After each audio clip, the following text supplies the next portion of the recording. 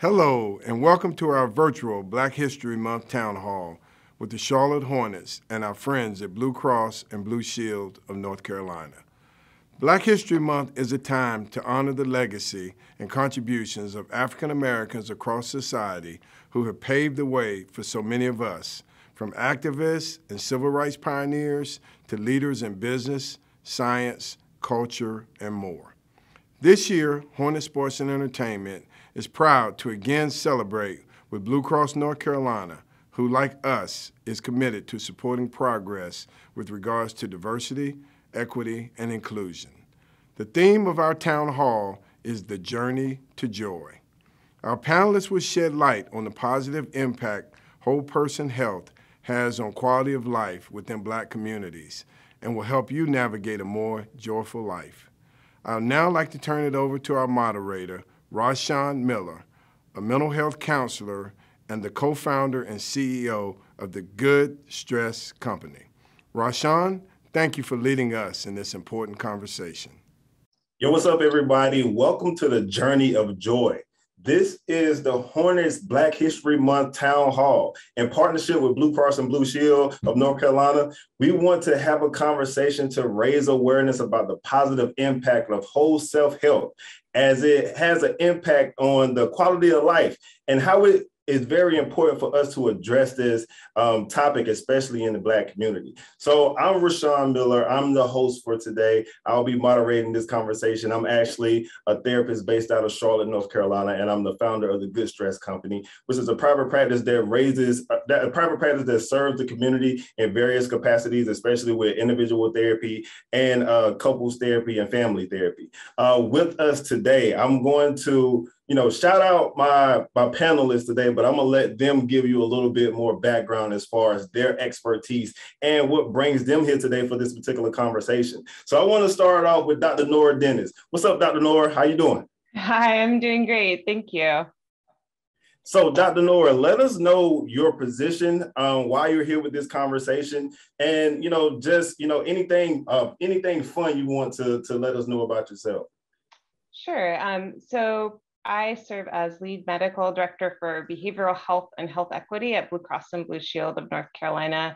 And these conversations are so important, I think, and just in terms of building the culture of health, of wellness, and supporting our members and our community. So I'm really excited to join with you today. Thank you, Dr. Nora. Thank you. I appreciate you being here. And last but not least, we have Mr. Joe Sharpe. Joe, what's up with you, brother? Hey, Rashaan, how are you? Thank you. I'm well, man. I'm well. Let the people know your role and then why you're here today. My role is, I've been in the NBA for almost 20 years now, presently with the Charlotte Hornets, overseeing their healthcare and performance department there. And alongside of, the NBA, I've worked at collegiate level for 9 years and been able to, be around, athletes, my whole career. So it's been pretty fun. Definitely. So as y'all can see, man, we have some amazing experts here in the field, ranging from physical health to behavioral health and mental health. But one of the things I wanted to start our conversation off with is I want to know, what does it mean to be a whole person to you all? So I can go first. For me, to be a whole person really means that when I look at myself, when I look at my health, I can't separate my physical and my mental health. And I also can't separate my health from the health of the environment that I live in. We know that for human beings in general, that only 10 to 15% of the variability in your health outcomes is actually attributable to the health care that you receive, to what happens when you're at the doctor's office. And the rest of it is really about the world that you're living in, the stresses that you're under, the environmental toxins or other aspects of the environment that you're in. And so it's really important, if we're thinking about our personhood and our health and our wellness, to take the whole picture into account, not just our body. It's really everything together. Agreed. One thing before we get to Joe and get his answer, Dr. Dennis, you said environment plays a large role into the way we perceive things, but then also the impact on our physical and mental health. Where are you from? I am from North Carolina, so I grew up in Durham and Chapel Hill, North Carolina, and I've stuck around for the most part. I've had a lot of opportunities to travel that I feel really blessed for, but this is my home, and I now live in Hillsborough, which is where my dad grew up. So kind of a local yokel. Dope, dope, dope. So we have a North Carolina native here. I'm personally from Bertie County. I always say the county because if I say the town, people don't know where that is. And even when I say the county, people don't know where it is, but it's rural North Carolina, northeastern North Carolina. So definitely another North Carolina native here. Joe, so when it comes down to, what it means to be a whole person, what do you think about it? Well, I think you treat the entire person, from a healthcare standpoint, was take away not just the physical, but the mental aspect there. And as Dr. Nora mentioned, the environment you're involved in also. I do know personally, when I, innocent for whole body health there, I look at all aspects there. And, I think the big thing for me is just, exercise is important for that piece there, as well as, just really take some time to take a deep breath and relax and enjoy the moments there that I'm in. And, and enjoy the environment I'm in also. It's, having friends around, or just taking a deep breath and enjoying nature. Love it, love it. And I got to ask where you from too. I can't leave you out. You got to rep where you from. Where you hood? Yeah, I'm from Virginia, so I'm breaking the trend of being from North Carolina here. So, but I've traveled quite extensively over my career. I've been in Connecticut, I've been in Minnesota, and Oklahoma, and now my second stint back in North Carolina. So. I'm enjoying being back here a second time. Cool. Welcome.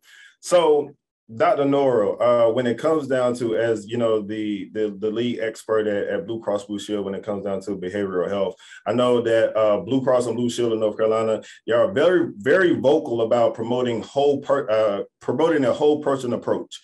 What does that really mean? What that really means is that we really can't talk about physical health care without talking about behavioral health. And we can't talk about behavioral health without talking about physical health. And then all of that occurs in the context of what we call our social determinants of health. And so, I could have a very sturdy sort of body. I could be someone who maybe has, no family history of mental health or behavioral health problems. But if you put me in an environment where I struggle with access to food, if you put me in an environment where I don't have transportation, if you put me in a housing insecure situation, the odds that I'm going to have challenges are quite high because, we are not machines, we're people, and we respond to everything that's happening around us. And so that means that for Blue Cross and Blue Shield, if we are trying to drive health in communities, which we absolutely are, we cannot just think about the medical care that a person is receiving. We also have to think about their community and the ways in which we can support thriving by addressing all of those other factors that go into an individual person's health. And so when you're thinking about the whole person approach, when it comes down to your own personal journey, when it addressing your whole person, what ways do you take that into account when it comes down to just, providing care for yourself? Well, I think I can echo Joe in that exercise and movement are really, really important to me. I know that when we were looking for the home that we live in now, thinking about the walkability of the community was really important to me as well, because it's very much the case that if we have physical activity just integrated into our day, then it's so much easier to get it done. So if I can choose to walk to the grocery store, choose to walk to the library, that's going to drive health in my life, maybe even more so than joining the fanciest gym in town, because that way I don't have to necessarily always be making conscious choices to do the next healthy thing. It becomes part of my habit, part of my way of life.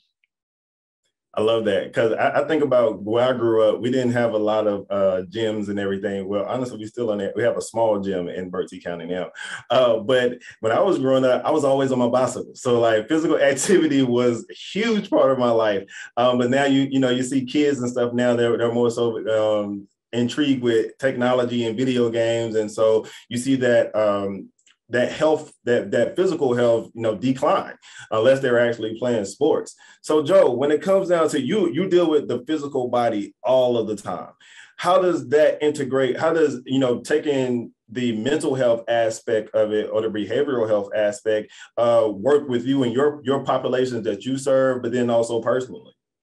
Well, I think the population I serve, obviously they're probably put on a pedestal. So I think there's some, a little bit of, they have struggles, and they do have struggles. I mean, they're just like any one of us.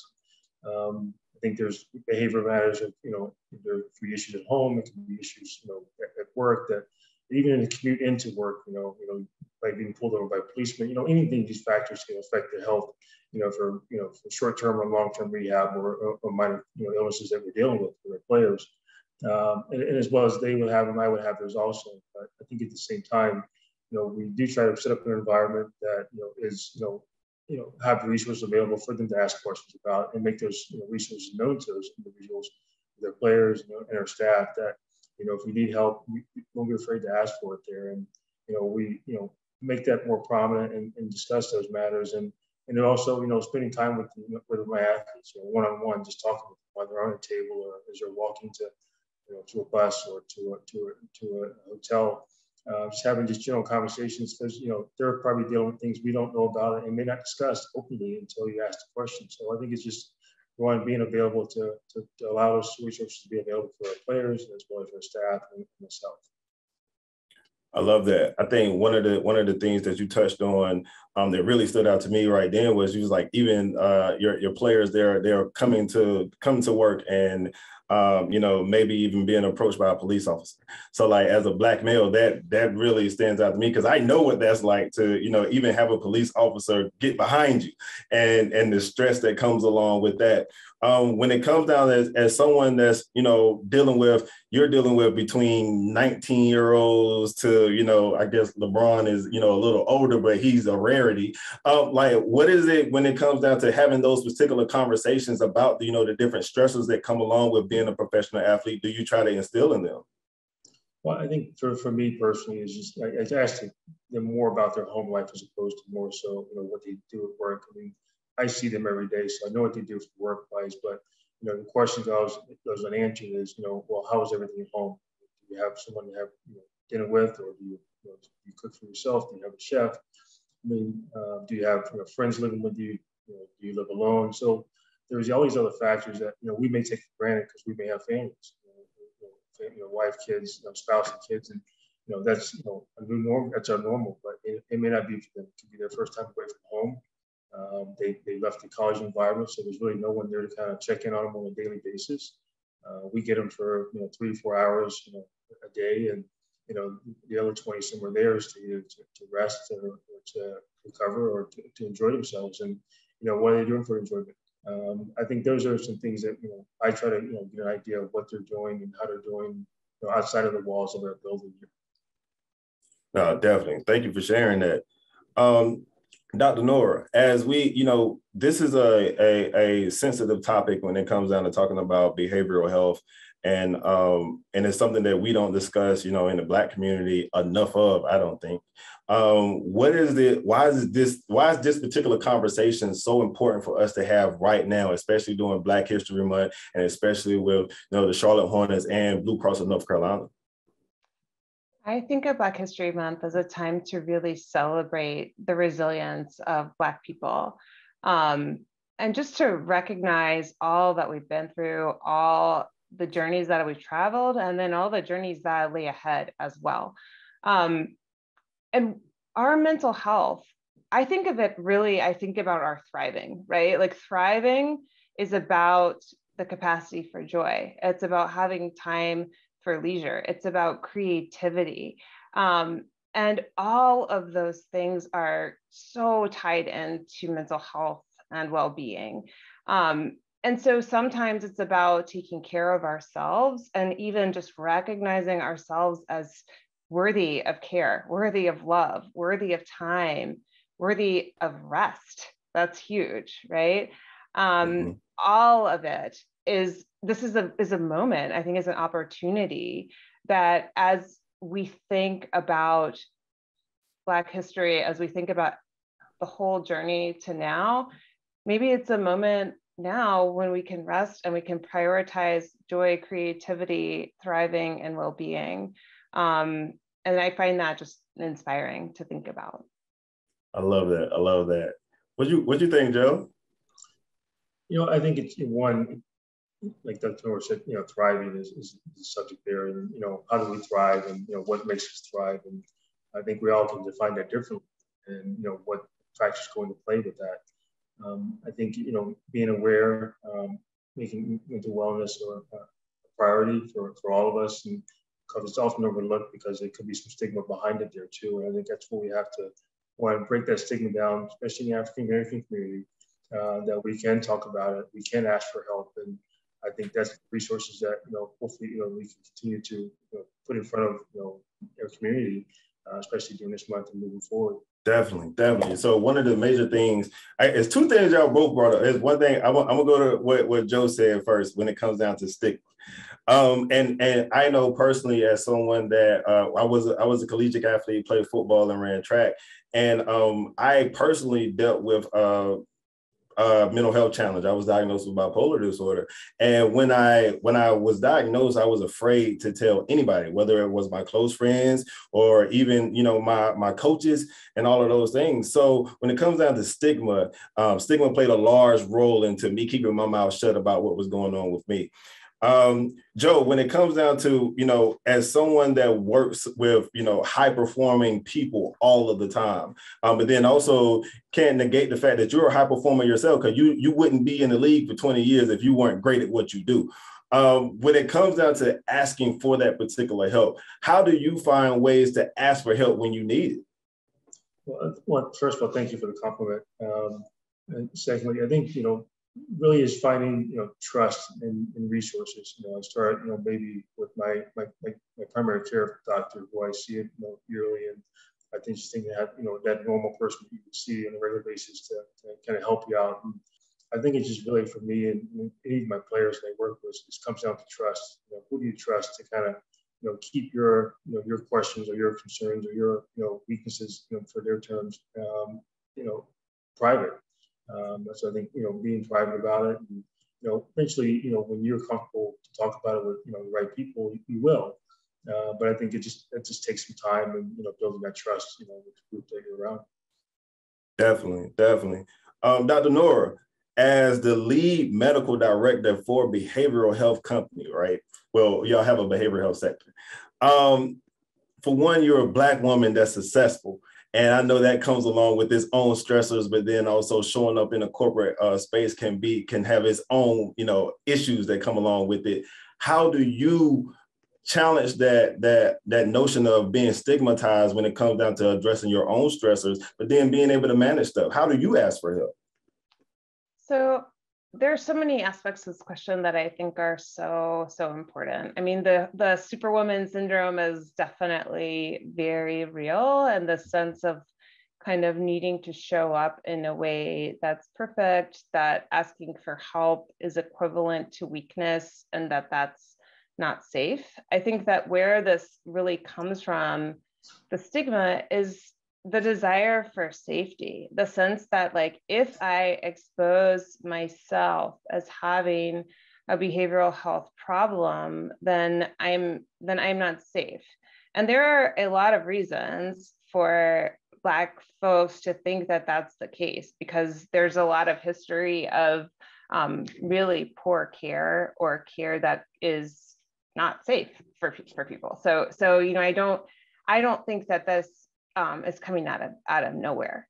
For myself, it feels really important for me to show up with my team at work in a way that is genuine, in a way that's open. And, I've tried, if someone is asking me hey, how are you? If I have a relationship with that person where including in the workplace, including with my team, where I'm close enough with them, I will tell them honestly how I am. And a lot of times, especially in the wintertime, especially as a parent of 3 small kids, it's hard. I'm not great. I'm not at my best because I like sunlight. and so this isn't my preferred season, and it impacts my mood and it impacts my energy. And so I'll be like, oh, I'm here, I just have my little happy light on, trying to like tell my brain to, it's okay, you can make it through. But I think that like part of the way that we make things safer is by having a reasonable dialogue that is honest, with folks on our team. And at the same time, to Joe's point, like these things are private. And so people don't have to share everything with everybody. It's really, I think you share with the people with whom you have that closeness and that trust. And you need to make sure you have somebody, though, because none of us were meant to shoulder these things on our own. Agree. And I think you brought up the aspect of you just showing up as yourself and being able to let your team members know that, you may not be having a great day, or, different things may be going on. One of the main things is figuring out what your supports are and creating that sense of community around, everything that you need, whether that be in the workplace, whether that be at home, whether that be in the community. And so those are the key factors when it comes down to addressing these challenges. But then, having someone you feel like you can talk to, someone that's going to point you in the right direction. Joe, I think you hit it on the head when you said that, I don't have all the answers. As a therapist, I don't have all the answers. Even Dr. Nora, I know you're a professor in psychiatry and the psychiatric department at Duke, correct? I'm an adjunct in the Department of Psychiatry. Yeah. So like, how often do you get questions about, things that you know nothing about? I think we all do, right? Because this field is so broad, and so it's quite expansive. But I think that so often, as I'm sure you're aware, Rashaan, like, we often answer a question with a question, because people know themselves best, and they often do have the answers, but they need some guidance in terms of just like walking that path of inquiry to really just dive into and connect with their own wisdom. Mm-hmm. Agree. I think we got a lot away from that as far as trusting ourselves, because we have so much information that comes at us, and then it's right at our fingertips. So just thinking about, right now we're going into year 3 of COVID. And Dr. Nora, you mentioned something about, the social determinants of health. And COVID has really impacted those social determinants when it comes down, especially to the Black community. As a professional, and just the work that you do, especially with Blue Cross, because y'all work across the state, what type of things have you noticed, especially in the Black community, and how that has COVID-19 has impacted people in their mental health? It's tremendous, right? So if we kind of start at the level of social determinants of health, we know that for African American, for Black workers, that the outbreak has been a much more significant threat to people's financial situations. The threat of losing a job or losing one overall, like that's tremendous. That's huge. Folks not having as much flexibility about where their kids are going to school, right? So then, like, whatever happens, schools close, schools open, some people had resources, they would switch their kids' school, but a lot of Black families didn't have those resources. So they're kind of more at the mercy of the school system and, whatever is gonna happen there. And then the pandemic itself, like the direct impact of people being infected, people dying of COVID. We know that Black children were 2.4 times more likely to lose a parent or a loved one to the pandemic. And so, I know for myself, like at the beginning of the pandemic, there were times where I'm like, yeah, I had a family member who was in the intensive care unit who almost did not make it. And not a lot of other people I knew had that experience, but, her infection came from a son who was living with her who had to keep working because he was an essential worker. And so, she got COVID from him, and it was very, very serious for her. And so at that time, South Raleigh had the highest rates of COVID infection in Wake County.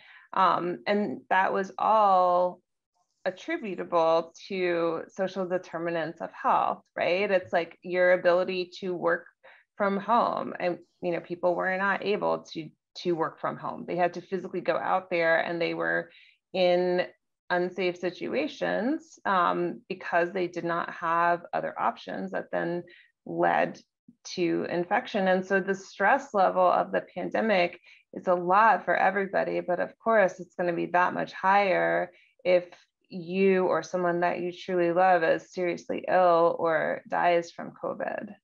Yeah, well, I think, the biggest stressor is, the unknown. We didn't know, what this was going to be. We thought it was going to be, a short period of time, and now we're 3 years into it.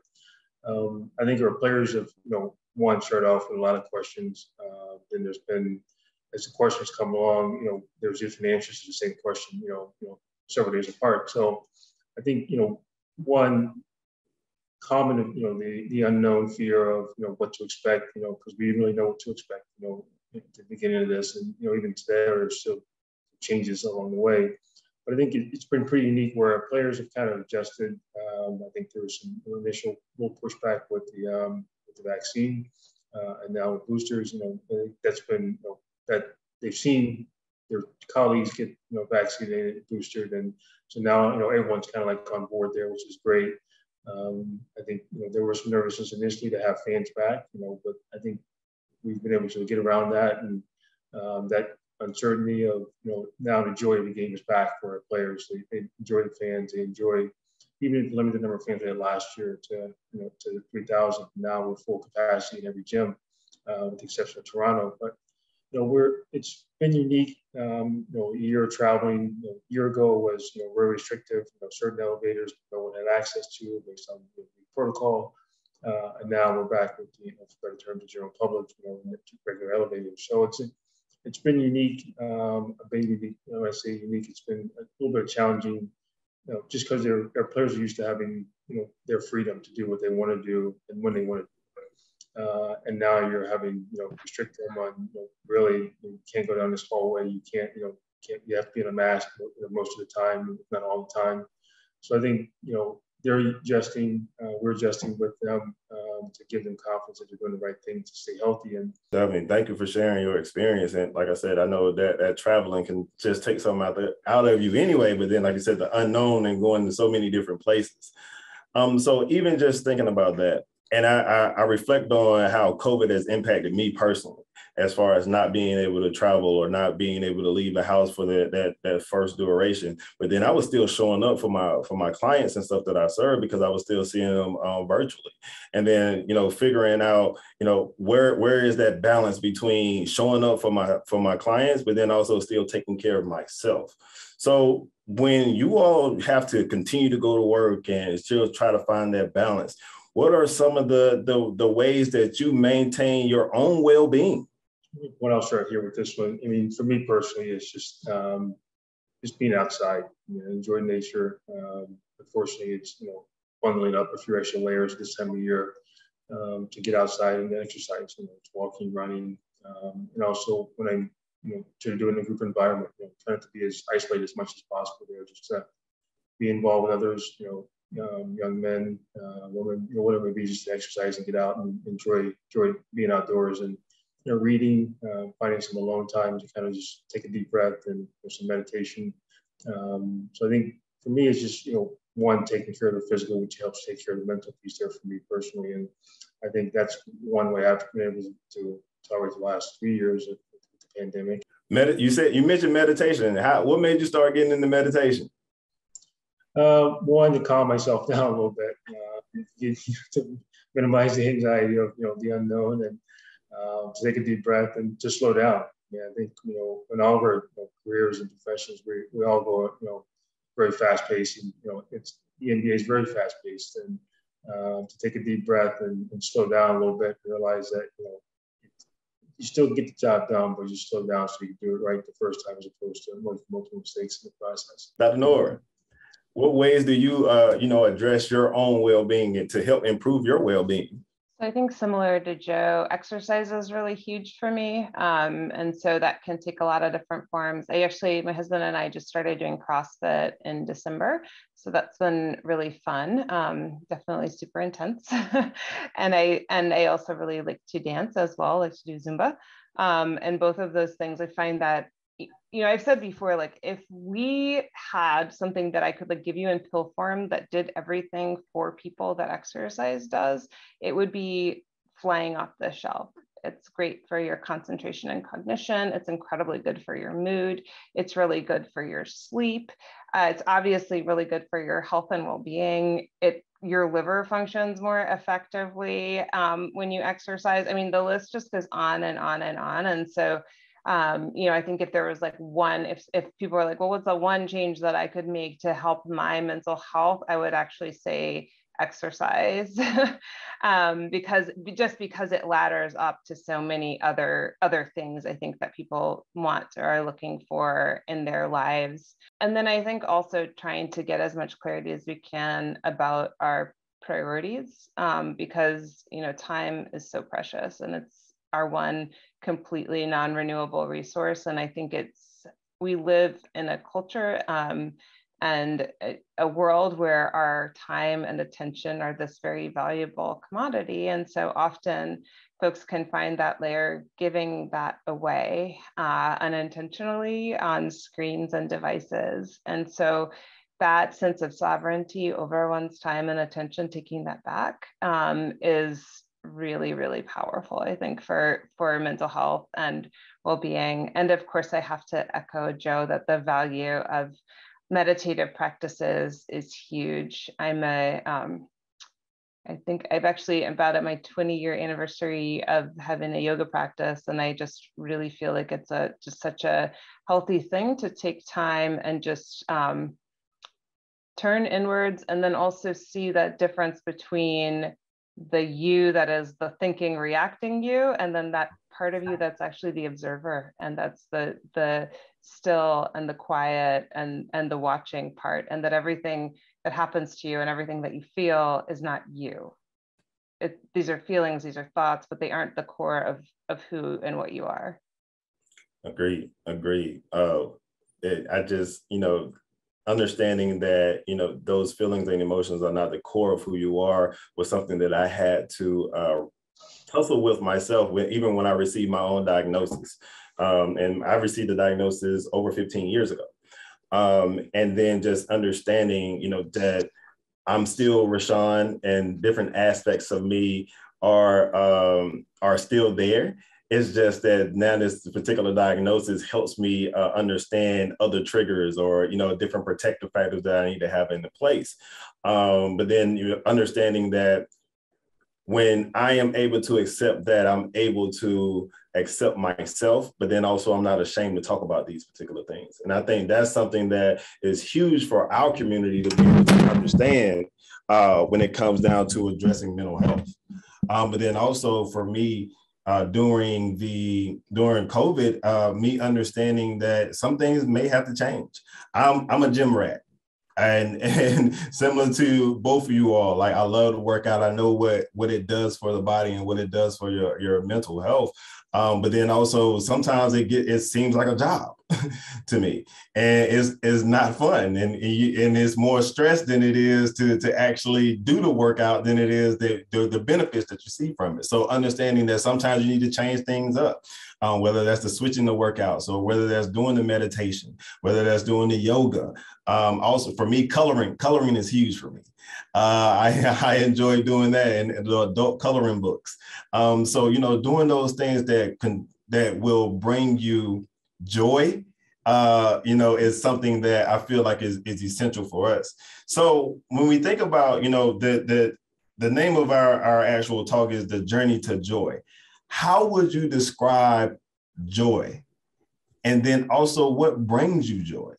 I can go first. It's a really interesting question, because I think of joy as requiring a degree of unself-consciousness, and openness, and giving oneself to an experience or a moment and I think that that's one of the things that's like hard about joy, is because you have to feel safe to be able to fully feel joy.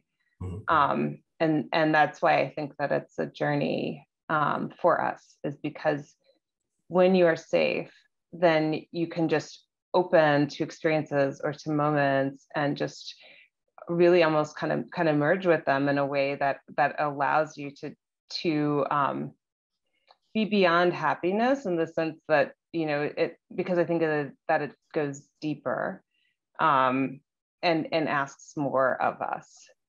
And so for me, the things that give me joy are sort of non-spectacular in it. And I think that's part of it, right? Like I love nature, outdoors. I love gardening and growing things. And then also having just moments of connection with my kids, where, you know, it can be so many different things, where it's like just seeing them, you know, have an insight that they didn't have before, seeing them notice something and really get into something, or, you know, do something, take a chance on something, and you know, all of those things and more.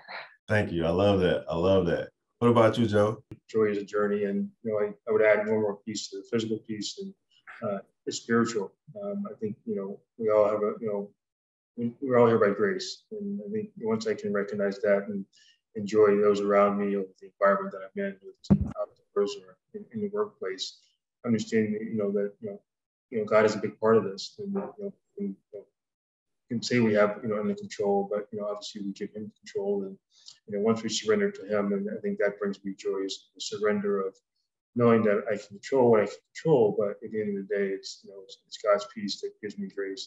Through His grace, I have peace. So I think it's where a lot of my joy will lie in, no matter what circumstances you're involved in, there's always knowing that you can lean on that source of trust and confidence and peace. One of the things I've realized over my own particular journey is understanding that sometimes I will speak for myself. I don't experience joy because I'm so caught up in everything that I need to do or feel like I have to do. I think Dr. Nora mentioned earlier, a lot of times, we get caught up in electronics and all of those things, and we get further and further disconnected from ourselves.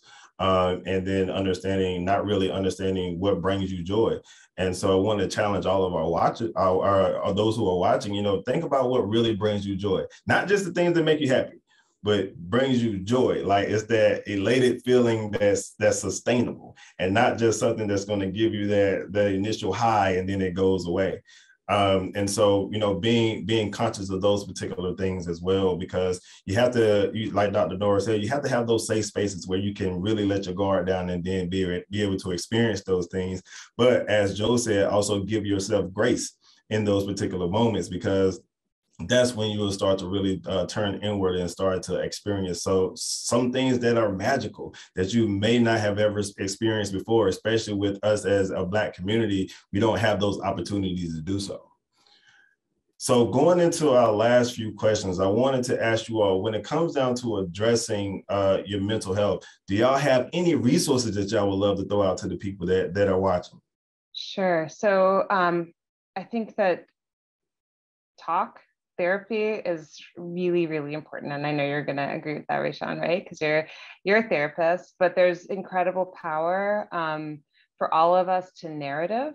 So a lot of times what we experience, and it profoundly impacts us, but it's just kind of in our brain as feelings and as reactions, and we don't have a sense of control over it. We don't have a sense of ownership over it. And so it can be really, really painful. And often when we put it to words and we begin to understand it in narrative, it really shifts the way that we feel about it in ways that are very, very healing.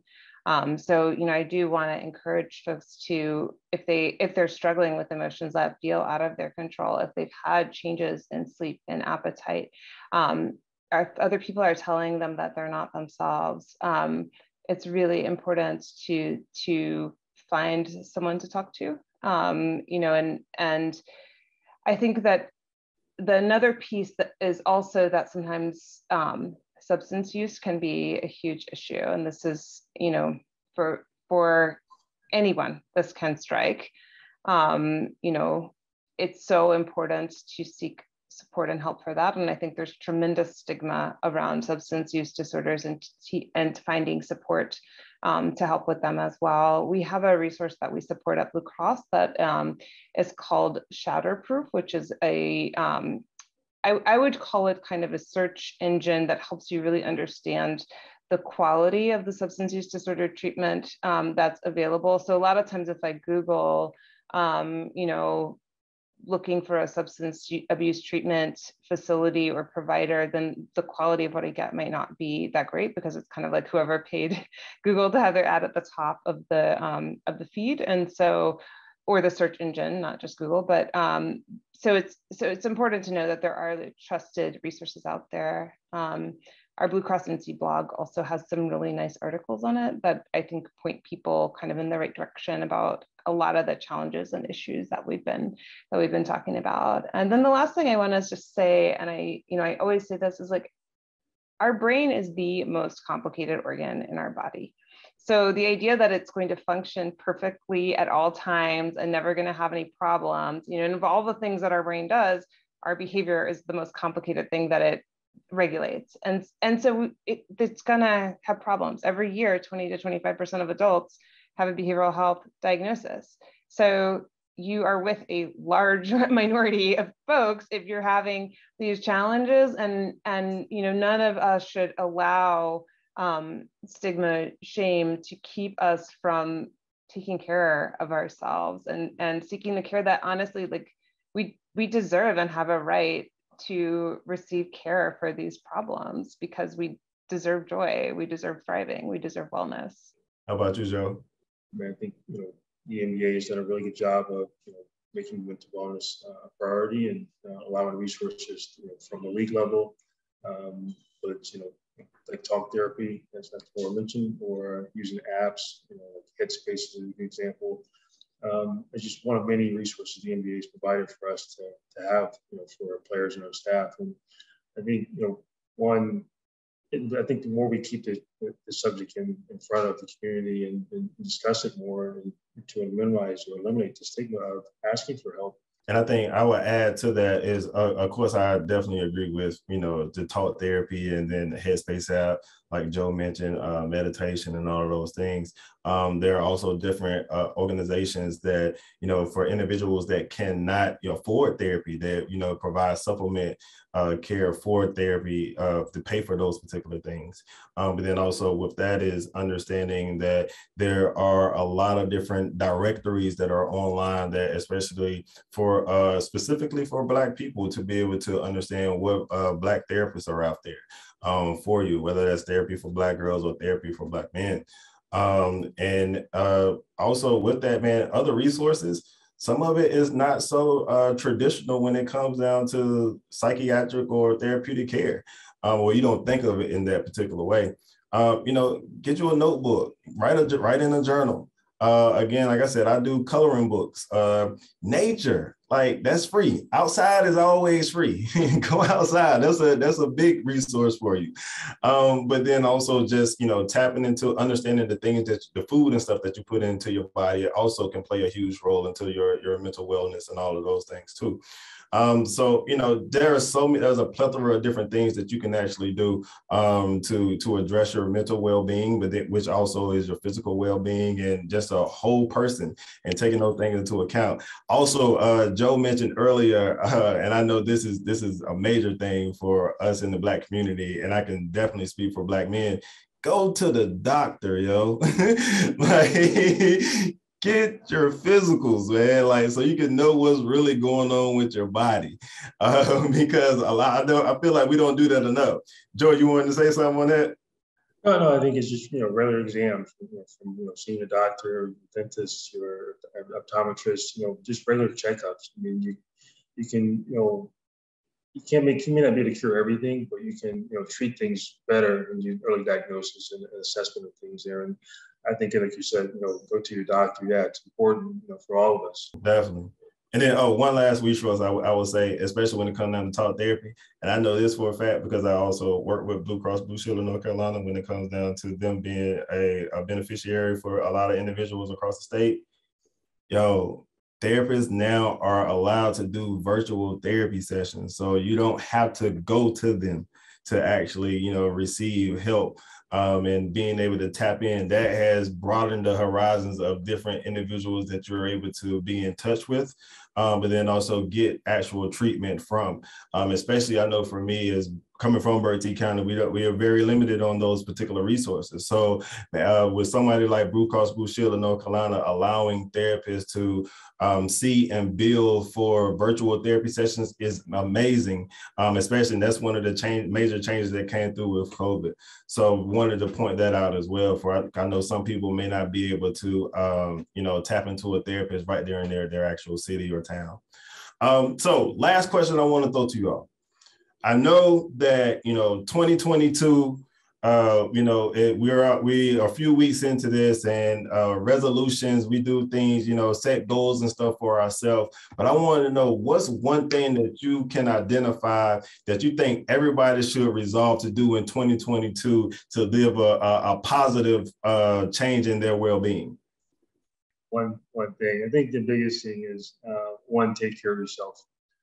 The whole self, not just the physical, the emotional, the physical, and the intellectual, spiritual. There's so many components of treating yourself, your whole self. And I think if you can commit to that one goal there of finding resources, if you don't have resources, obviously ask for help to find those resources to take care of as a whole. And so for me, I think it's all about the finding your priorities. This is something that I did at the beginning of this year, and it felt really powerful because it's like, okay, well, what's my number one priority? What's my number two? And then it's like, okay, well, how am I, like, each day, how am I attending to these things? And if something's my number one priority, then I probably should try to do it first, right? Or try to do it consistently. And that's made a really big difference, because then if I look at something that I might be like taking on, something new, it's like, well, how does this fit with my priorities? And if I'm going to do this extra thing, what am I not doing? Because it's so easy to kind of forget that there's only a certain amount of time in the day. And so if you add one thing, then there's going to be something else that you're not doing. And is that a trade-off that resonates with your values? So that's been, for me, been really powerful, just to kind of bring things in alignment. I also like what you said too, Joe. Not that my one nugget I will leave for you all is make yourself a priority.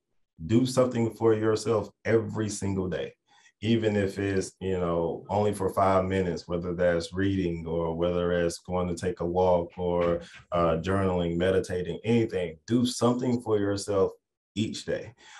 Because you can't pour from an empty cup. So with that being said, I wanted to thank everybody for tuning in to the Hornets Black History Month Town Hall, The Journey to Joy. I also want to thank Blue Cross of North Carolina for your partnership with the Hornets and being able to address these topics, and especially for us to talk about Black mental health, because it's something that's a conversation that needs to be had. Dr. Nora and Joe, well, I appreciate you all. Anything y'all want to leave the audience with before we shut it down? The only last thing I want to say is just to echo you, Rashaan, because I think it was really important that wellness doesn't have to be something that you buy. Wellness doesn't have to be expensive. There are a lot of people who kind of want to sort of market the solutions to the problems, but often it's about connecting with people that you love and know. It's about, moving the body that you were blessed to be born with. It's about going, outside and enjoying the beautiful natural world. And so many of these things are totally free. And so I think that taking ownership and just realizing that, like, you have what you need already in so many cases to begin the journey. And this isn't at all to downplay the importance of social determinants, but just to say that I think often folks try to sell us things we already have. And so so you can use your own power and ability to thrive, and that it's your birthright to do that. Yeah, well, I want to echo what Sean and Dr. Moore said. Just one, your priorities. Find out where your priorities are to kind of make yourself a priority in a sense. And I think by doing so, you'll become a better. You'll be a better person as you for yourself to others. I think it's very important as we move forward into 2022. Definitely. Again, I thank you both for your insight, for your vulnerability, but then also just showing up. I mean, because a lot of times we don't see enough of us talking about these things, and especially someone, well, both of you are in the position that you are all in, that you are in, and the successes that you all have had in your respective careers. So I thank you again for just being here and sharing your knowledge with us. Thank you. Really appreciate talking with you. Definitely. So y'all, again, please check into the different resources that you have available to you. Special shout out to the Hornets and Blue Cross of North Carolina. And tap in if you ever need some help. Please don't feel ashamed if you need help, and just ask for it, because we are here to help you all to live the best lives that you can, but then also so you can experience joy. So again, y'all, I'm Rashaan Miller. It's been a pleasure to be with y'all for this time, and tap in. Peace, y'all. It is indeed an honor and privilege for me to have the opportunity to provide closing remarks at today's event. First of all, I want to thank the Charlotte Hornets for organizing today's town hall, and thank all of you that have participated in this very important and timely conversation. Blue Cross and Blue Shield of North Carolina shares the Hornets' commitment to achieving diversity, equity, and inclusion across our state and even beyond. Just as a basketball team cannot play up to its full potential without every player contributing to the common cause, North Carolina cannot prosper without all of us getting an equal chance to move forward in the journey to joy. For the last 2 years, we have all shared an experience that has disrupted our lives in ways we may not have imagined before COVID-19 came along. But although we are all living through the pandemic together, we do not experience its effects equally. Black communities have been and are still being impacted disproportionately, not only by the virus itself, but also by its effects on our daily lives. The pandemic continues to magnify the impacts of the non-medical drivers of health on Black North Carolinians. These social, environmental, and economic factors are taking a particularly serious toll on behavioral and mental health across Black communities. Blue Cross of North Carolina is committed to equalizing access to healthcare, particularly behavioral and mental health services for all North Carolinians. During Black History Month, candid conversations like today's event are a reminder that our common vision of true equity in healthcare is within our grasp. There is more work to do, but together we cannot fail. And rest assured that we won't stop until healthcare is better for all. Thank you, and stay well, stay healthy, and stay safe.